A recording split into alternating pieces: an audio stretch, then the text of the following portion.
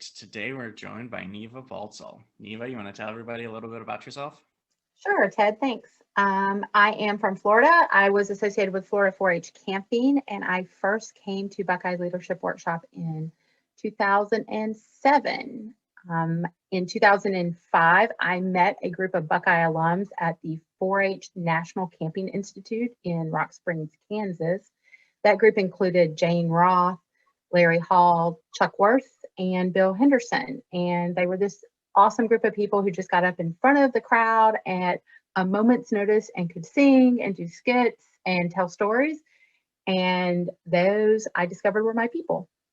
And so then, after many, many conversations with both Chuck and Larry, I finally made the commitment. I got my bosses to pay for it, and I came in 2007. I missed 2008, but I sent, at the time, my program director, Jaleesa Johnson, who is now Jaleesa Danhoff of Camp Newaygo. And after that, for several years, I brought camp staff from Florida 4-H Camping, between 1 and 7 or 8 people every single year. So we had a great time at Buckeye. My favorite song at Buckeye Song Circle is "You Might Forget the Singer." That song is special to me because every time Bill Henderson sings it or gets ready to lead it, we talk about, and it makes me think about people with dementia. And since both my parents have had dementia, it is literally my favorite song, though I cannot get through it, singing it without boohoo crying. Especially if I happen to be across the song circle from Michael Danhoff, who also cries when that song is sung. So he and I together just weep our way through what is a lovely and happy song, but nevertheless. And I think you wanted me to talk about one word to describe Buckeye, and my word is enduring. For the last 70 plus years, Buckeye has adapted and changed to meet the needs of the attendees.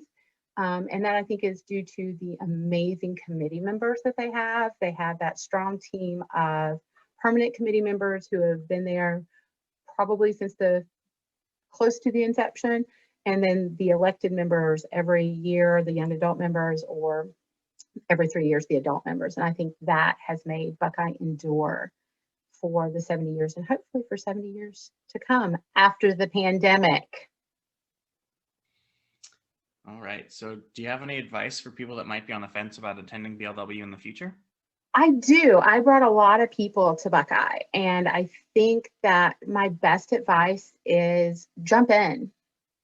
It seems a little scary. It seems a little intimidating. People talk about Buckeye as this big touchy-feely event, and the reality is it's as touchy-feely as you want it to be, and you will get as much out of it as you put in.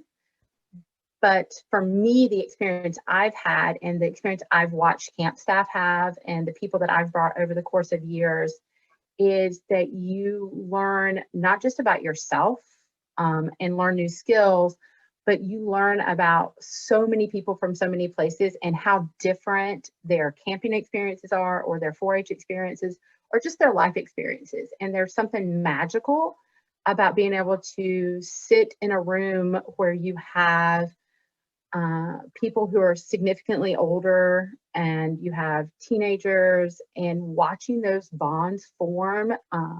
Having brought both my personal children, I know that they have made connections there that they would not have had the opportunity to make, and gotten to have experiences they would not have gotten to have had they never experienced that. And they both have done many different things, 4-H, competition band, things like that.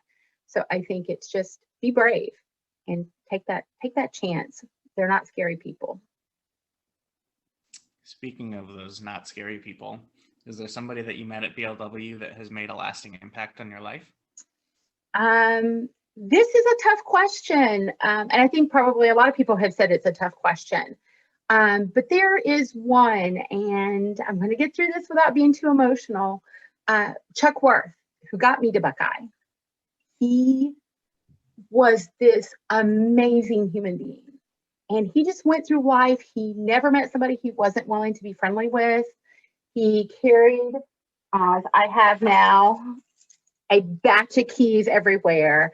And I think about those keys almost every single day. And I think besides being the keys that opened all of the things at camp for him, I think those keys were symbolic in that he was willing to unlock any door in anyone's heart and show them love and affection and teach them a skill.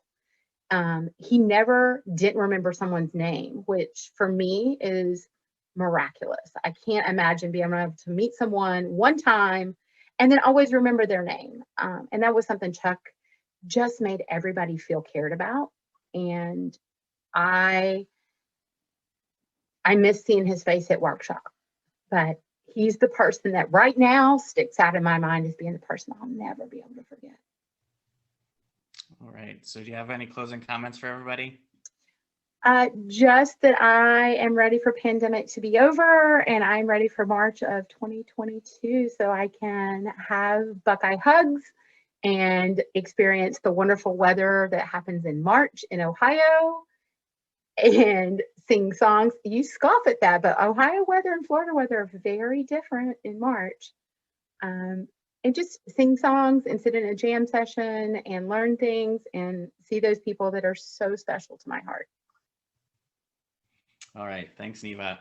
Thanks, Ted.